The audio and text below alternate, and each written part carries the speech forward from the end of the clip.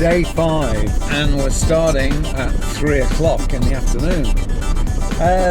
Life's an adventure, and yeah, we had a little problem yesterday afternoon. We had water or oil pouring out underneath, and this long-haired guy rocked up in a Suzuki little tin pot car and said, "I'm your fix." The actual main water pipe had rubbed against something and yeah, rubbed a hole through it.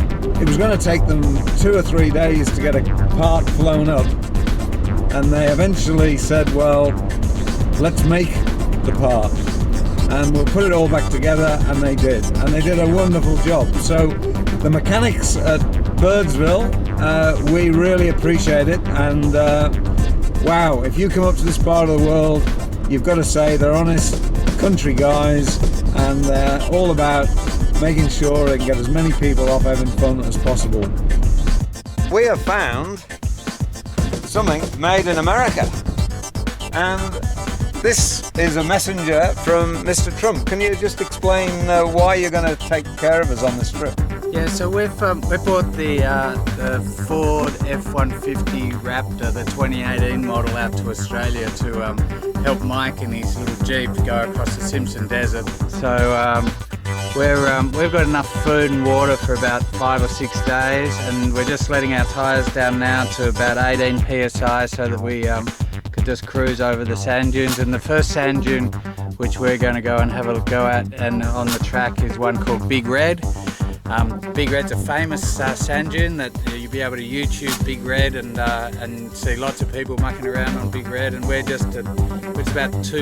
a mile down the road this way, and we'll be at Big Red. Just stand there, Mike, because I'll just show people, turn around slowly, I'll just show people the flies. These fancy nets we've got on our faces so you don't go completely mad from the flies. And those flies are out here because it's flooded out here just recently. They had a lot of water move through the country from Queensland. It moves right across the country, and the flies come out in their billions to eat us alive. So we have to wear these funny looking hair nets. Rock on! Okay.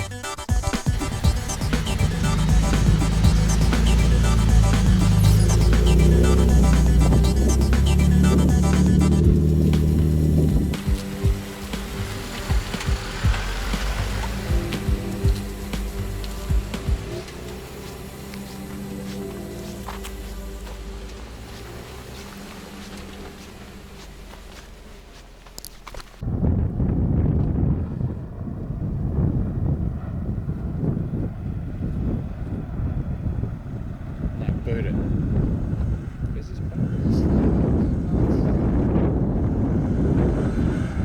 No. Look like he's locked in there.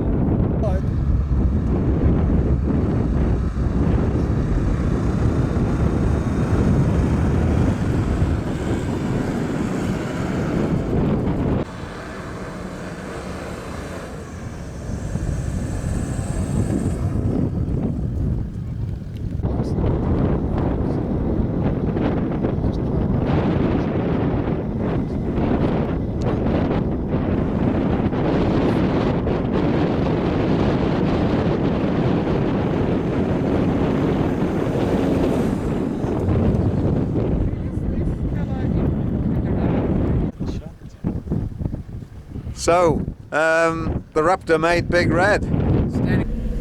Oh well, we're on our way. This is the Simpson Desert. Our day 5, day 1 in the Simpson. We've conquered Big Red, and we're now on June 7 or 8. Only 1133 to go.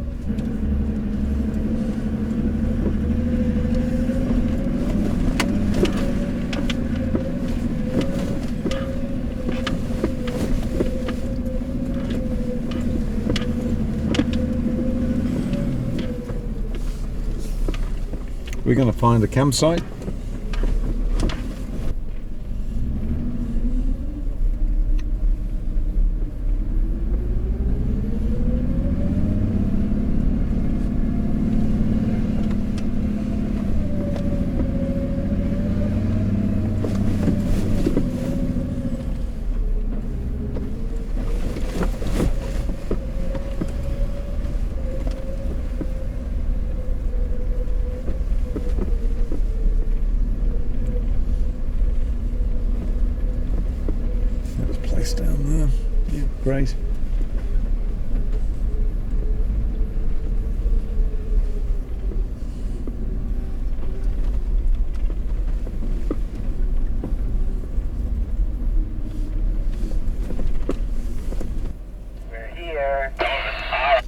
Rock on, good spot. What do you want to see?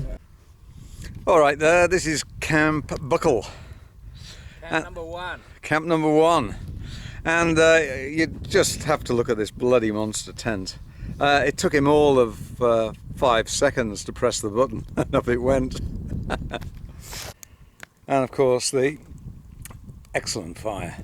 This is Camp Tom and Mike.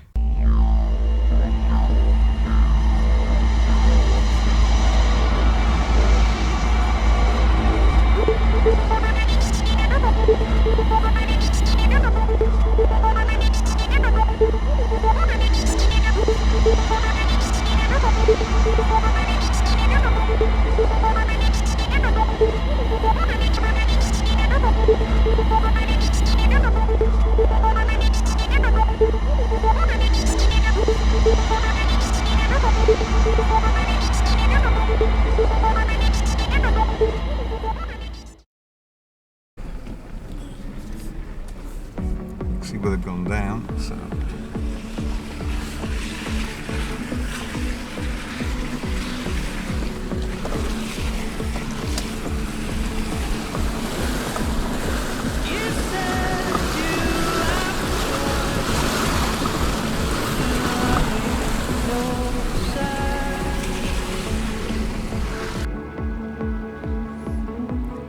Well, here's the obstacle that's been stopping the Simpson Desert crossing.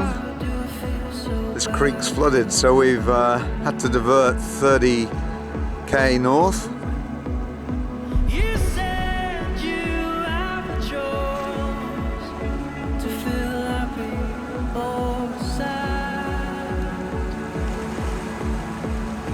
It's given the tyres a wash anyway.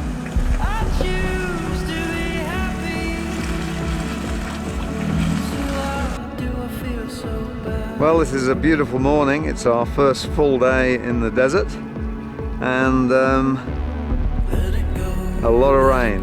Not a usual sight up here, but when it comes big time. Certainly one of Australia's places of unique beauty. Well, you can probably see the odd fly buzzing in front of the lens. That's what it is. Oh well, this is the Raptor crew. And how's it going, guys? It's good. Everything's shaking itself into position. And you've recruited the number 1 driver today. Yeah, I'm having a holiday today. Perfect. Oh well, we will continue. What's the next thing? We're going to go head south again.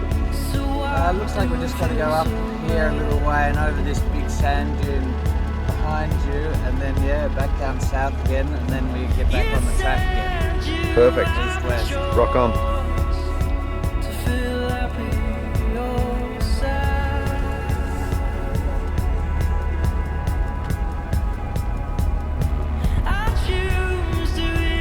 Next time we do a river crossing, sit on the bonnet. Yeah, I really trust you. Keep it as smooth as I can. That's what it's all about. We want to see the movement. Let the viewer be punished like we are. Well, we're about 120k from Birdsville.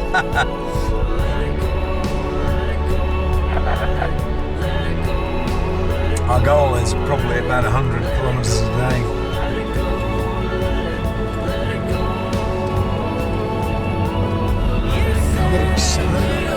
Yep.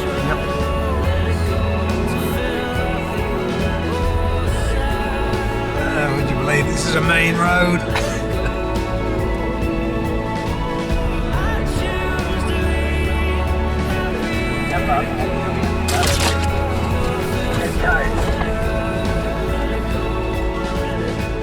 Well, you can hear the radios on. Everyone's on channel 10. So you can hear the people behind and hopefully the people coming towards you. Because you can't see them when you hit these tops. Hence the big flag.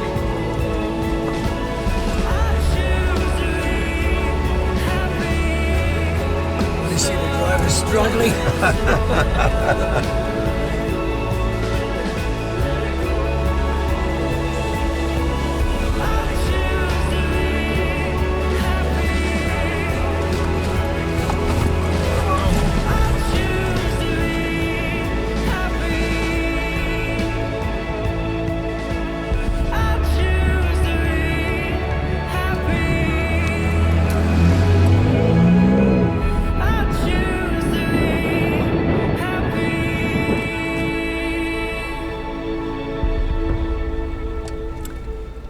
So we're now on the QAA line again after the diversion, and we progress probably about 80 to 90 kilometers to go on the QAA line.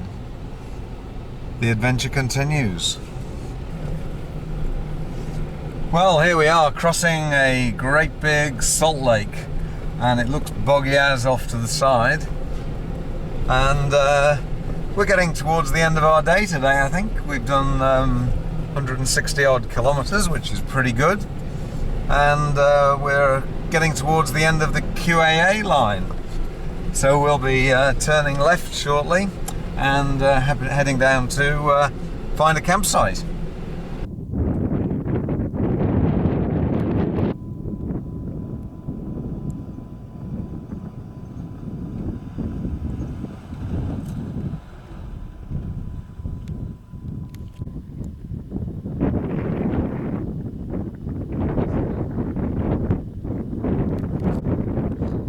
One of those few places in the desert where we've actually got a road junction of sort. This is a track for a future trip up the Hay River track heading due north. That's meant to be pretty exciting.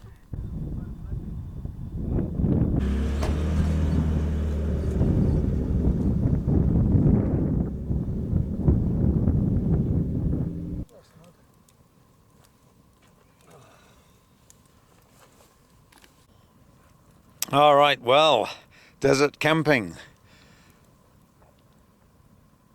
Very little man-made anything here, apart from trucks, four-wheel drives, the most amazing camping equipment.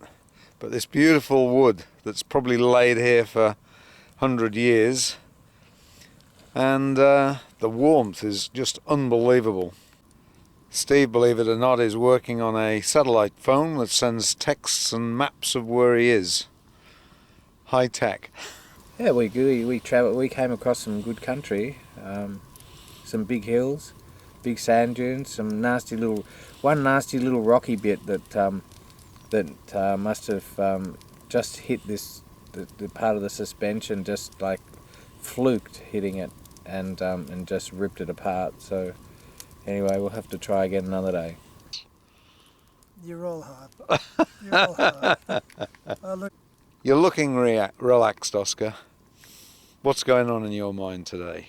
That's exactly right. It's lovely. Just enjoying the fire and being very far away from everything.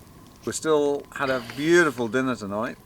Roast lamb, courtesy of Mr. Buckle. Beautiful baked potatoes in the fire, courtesy of Oscar. And Tommy prepared the basics of a chicken beef casserole, which actually tasted freaking marvellous. And yeah, tomorrow's another day. The adventure continues. And did you see any wild animals today? Oh yeah, we did see a few wild animals today. A few birds in the latter part of the trip. And we saw a dingo who was out there working the track to see if he could make people feel sorry for him, but anyway, didn't get anything from us. We were good. And yeah, I did see a few hawks, and down by the river there were a few birds. Actually amazing, the river. We're hoping to camp there tomorrow night. That was in full flood. We were right up to the axles going over that river. So yeah, really was an interesting and adventurous day with good mates. Well Fantastic. done. Just been a great day. We've got a bit of a raging desert mechanic job going on here with two guys working on the undercarriage, and wow, this has been a fun morning. We're going to be driving again shortly. Is this what happened to Burke and Will some years ago? Well, what can I say? This is the Simpson Desert.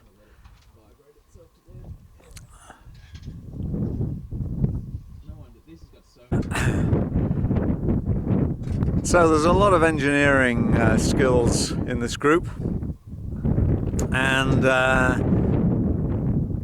yeah, it looks like they've got things under control. Bit of a suspension rebuild, but being a little bit prudent, we're going to return to Birdsville. We're about 200k in. So we're still getting a fair old flavour of this terrain, and have to come back and do the job another day probably. But boy oh boy, we've had fun. It's worth just talking about how the Jeep's going. The suspension is working really well. Slight lift, aggressive tyres. The Jeep actually had a bit of suspension rework to give us about a 2.5-inch lift. It had some nice new shock absorbers, and yeah, that seems to be doing all right. Minor issue with the engine was we had a leak in the main hose going to the radiator. That was caused by a bit of chafing, but really the engineers back in Birdsville sorted that out in about an hour. So we're rocking and rolling. The only other minor issue was the damn ESC. We were getting, if we didn't make sure we turned it off, the engine would just dump all power when you're trying to get up in a critical moment. So anyone traveling with Jeep computers on board, make sure you turn off that ESC. Most people are interested in what tyre pressures. Well, it all depends really, I suppose, on the type of tyre and the weight of the vehicle and the terrain you're crossing. But particularly QAA line has got some aggressive rutty climbs when you're going westward. So we kept on reducing. I think now we've pretty well found that around about 16 on the front and 18 on the back, maybe 15 on the front. Seems to be getting us up most things without too much effort. The trick is really being able to do it without too many revs, and in order to do that you've got to have the tyre pressures down. Even a couple of pound changes the whole dynamics of grip. Now, maybe the biggest challenge of all is coaxing a Toyota Land Cruiser owner to come away in a Jeep. I mean, most of my friends frown on it, and Tommy, for some reason, said, yeah, I'll come. And he, to be honest, has done a hell of a lot of the driving. So, from a Land Cruiser owner, what do you think about driving a Jeep? Because Jeep were paying for this. Oh, sorry, I didn't know if Jeep were paying for the program. Yes, I find it very, very good, very comfortable indeed. Yes, and handles the dunes well. Actually, it does handle the dunes very well. So, how do you navigate in the desert? Well, really, all you need is a compass and a line to follow, and the tyre tracks. It's quite simple. There's no real roads. Well, there's no roads. It's just following the line and follow the tracks, and off you go. So we're actually in the Northern Territories this morning. As you can see, red and blue. Hardly any wind. It was probably down to -1 last night, and we're still pretty well rugged up with a couple of layers on. I guess now probably about 7 or 8 degrees, and we're heading along the track. And there you go. Our wounded camel is now rotating its wheels. How cool's that? Bush mechanics, can't beat it. So we're going from Northern Territories into Queensland. And to get there we've got to cross this lake. And we're heading east today. This is just slightly different from what we're used to on the Monash Freeway and driving through Melbourne. Yeah, I think our average speed yesterday over this sort of terrain is about 15-16 kilometres an hour. So it's certainly not a racetrack. But on the other side, it's got I don't know, just a nice feel to be driving on something totally different. You have a radio on channel 10, and just once in a while, coming over the hill. yeah, you just listen out and make a few noises to let people know you're coming. We've got these big flags which let people know you might be coming over the dune, so you've got time to stop the brakes if you see us at this particular point. It's always handy to see if there's another flag coming towards you. So that's what it looks like when someone's coming head-on towards you over one of these peaks. Yeah, it's kind of frightening when this flag pops up. We were just in time to see it, and anyway, we just pulled off. There's a party of 6 people going past. Traffic, we'll pull over for you if you like. Over. Pull over. Yep, we pulled over. RDMA, all clear. Thanks, mate. Well, there's a reasonable amount of traffic on the road this morning, and the cruising Raptor.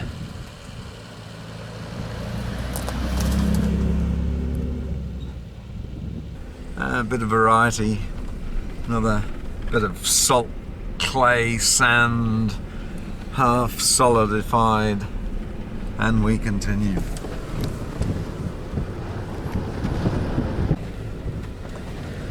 So there's the 2 guys plodding along, just cruising. There's no stress in this driving really, it's just gentle, slow, a few rocks coming up now, just a little bit of a bump gonna happen, so we'll go a little bit of bounce, but that's it.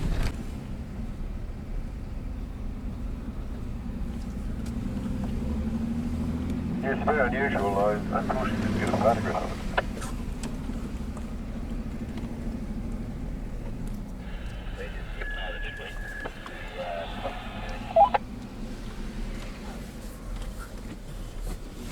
So we decided to test this new product from eBay, $8.20, sent from America, probably out of China, egg container. You have to get exactly the right sized eggs. We tried slightly bigger eggs first up and the lid wouldn't shut. Not that technical, but now that you get the smaller eggs, tiny little 3 dots here which sit on the eggs. Now, these eggs have now done 350 k's in harsh desert sand dune country, and perfect.